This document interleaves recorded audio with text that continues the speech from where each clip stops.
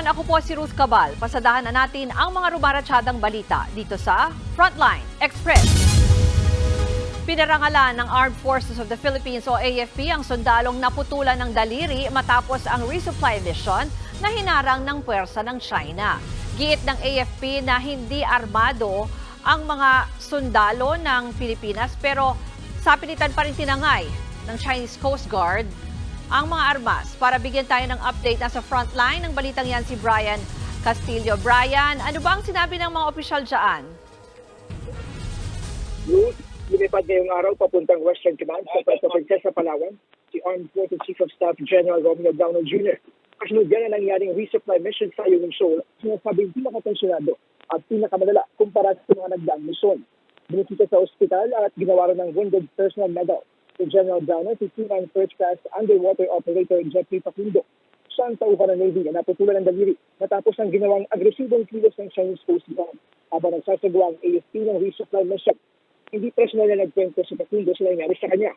Pero ayon kay AFP Wascom Chief Rear Admiral Alfonso Torres, mapuruan si Facundo ng banggain ng CCG ang sinasa kanilang Legend Holding Inflatable Boat o REB.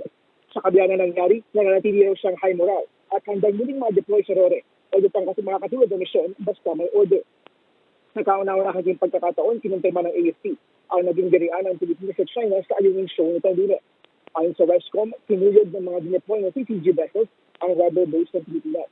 At ang ilan sa kanilang mga naharang at naipit ay pinagbubutas gamit ang mga patalim tulad ng itak at bulo. Sa marinang militar na ninakaw ng Chinese Coast Guard ang bitbit na baril ng mga sundalo para sa nag-deliver sa BRP Sierra Madre. Ang lahat daw ng baril ay nakadisassemble at nakalagay lang sa crate. Kaya hindi masasabing armado ang ating mga sundalo. Pumalag naman daw ang mga sundalong Pilipino at pinigilan ang mga Chinese na makuha ito. Pero kalaunan ay nabigo sila. Hanggang sa ngayon, hawak pa rin daw ng China ang mga naturang baril. Bagay na iaapil na rin ng AFP na maibalik sa Pilipinas. Aminado naman si Westcom Commander Torres, sinubukan nila ang ibang strategy sa nangyaring Rore. Ang Philippine Coast Guard naman sinabing medical response at evacuation lang ang kanilang naging papel sa nangyaring Rore. Maraming salamat, Brian Castillo. Kinondena ng Department of Foreign Affairs ang marahas na panghaharang ng China sa resupply mission ng Pilipinas sa Ayungin Shoal nitong Lunes. Giit ng DFA, iligal at agresibo ang ginawa ng China Coast Guard. Patuloy raw ang pagsusulong ng Pilipinas ng mapayapang pakikipagdialogo sa China. Pero hindi raw ito mangyayari kung iba ang kinikilos ng China sa sinasabi nito. Una nang iginit ng China na legal at controlled measure ang pagsampa nila sa rubber boat ng Philippine Navy noong Lunes.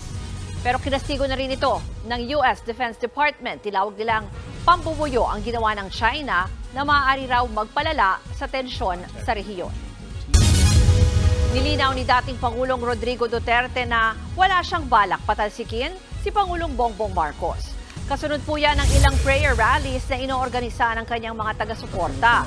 Matatanda ang ilang beses na ring binanatan ni dating Pangulong Duterte at ng kanyang anak na si Davao City Mayor Baste Duterte ang Administrasyong Marcos. Pero ayon sa dating Pangulo, gusto lang nila ng mga reforma. Hindi tayo galit kay Marcos o hindi tayo galit sa gobyerno. May damdam na pinapalabas natin. We will ask that will be heard from time to time so that government would know what the sentiments of the people are. Sa ibang balita, hinatulang guilty ang 4 na pulis na sangkot sa pagpatay sa mag-ama sa kasagsagan ng drug war sa Caloocan noong 2016. 6 na taong pagkakakulong at multa na tig 100,000 piso ang pinataw ng korte sa mga suspect na sina Police Master Sergeant Virgilio Cervantes, Police Corporals Arnel de Guzman, Johnston Alacre at Artemio Saguros. Kaugnayan ng kasong homicide na sinampa ng pamilya ng mag-amang biktima na sina Luis at Gabriel Bonifacio. Kahit papano tinuturing na hustisya yan ng asawa ng mag-amang biktima. Pero ayon sa kanilang abogado, nakukulangan sila sa ipinataw na multa sa mga akusadong pulis. Naramdaman na may hustisya pala.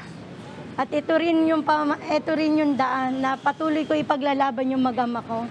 Para makamit ko talaga yung totoong hustisya para sa mag-ama ko. Samantala, sinabi naman ni dating presidential spokesperson Attorney Salvador Panelo na ang mga nahatulang nagkasala sa pagpatay ay isang patunay lamang na gumagana ang sistema ng hustisya sa bansa. Pinaiimbestigahan ni Senator Amy Marcos sa Senado ang umano'y sikretong anti-COVID vaccine campaign ng Amerika sa Pilipinas. Sa inihaing resolusyon ni Marcos, sinabi niyang kung totoo man ang report ng news agency na Reuters na nagpakalat ang Estados Unidos ng maling impormasyon tungkol sa Sinovac vaccine ng China, banta ito sa seguridad ng bansa at public health. Layo ng investigasyon na alamin ang mga posibleng legal na hakbang ng Pilipinas kaugnay nito. Sa nasabing report, natuklasan rin ng Reuters na gumamit umano ang US ng 300 accounts sa X o dating Twitter para sa kanilang kampanya para umano kontrahin ang lumalagong impluensya ng China sa Pilipinas. Marami pang aabangang balita sa pagbabalik ng Frontline Express.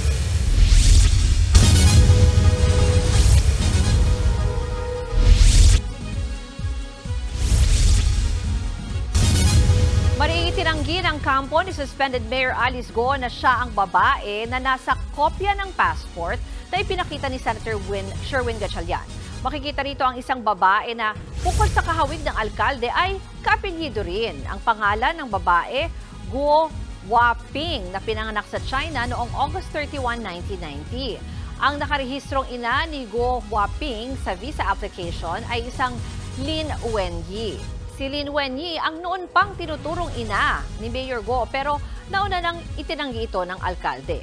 Ayon naman sa abogado ni Go, coincidence lang ang nangyari. Hindi naman siya yun eh. Ang daming huwaping eh. Ilan ba yung huwaping? Ilan yun? Ilan ba yun? Okay. Dami nun eh. Ang daming huwaping tsaka hindi siya yun. Usapang bilihin naman po tayo, nagmahal ang presyo ng mga gulay at karne sa ilang palengke sa Metro Manila. Sa Barangka Market sa Mandaluyong, higit sa doble ang tinaas ng presyo ng luya at ampalaya. Mula naman sa 70 pesos, nasa 120 pesos na ang pechay bagyo. 20 pesos naman ang dagdag sa presyo ng kada kilo ng kamatis. Sumipa rin ang presyo ng siling labuyo, patatas, repolyo, carrots at sayote. Tumaas din ang presyo ng kada kilo naman ng manok na nasa 205 pesos na, habang nananatili namang mataas ang kada kilo ng baboy tulad ng kasim na nasa 350 pesos kada kilo. Ayon sa ilang tendera, wala raw kasi silang magawa kundi sumabay sa taas presyo naman ng kanilang supplier.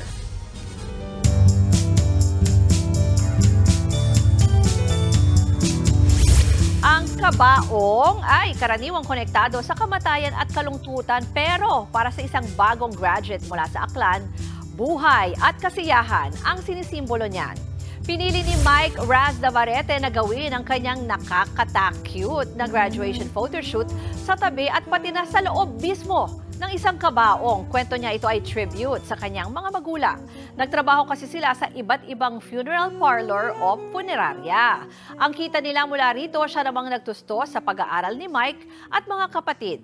Ngayon ay nursing graduate na si Mike Raz. Dating araw, kinahihiya niya pa ang trabaho ng kanyang mga magulang, pero batid niya daw ngayon ang kanilang sakripisyo at pagmamahal. Kaya sa halip na mangilabot, marami po ang na-touch sa video na yan ni Mike Raz na sa ngayon ay umabot na sa halos 30,000 views.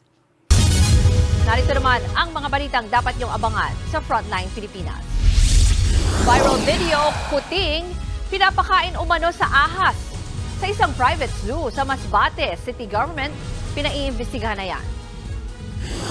Isa patay matapos masuffocate sa septic tank sa Cebu.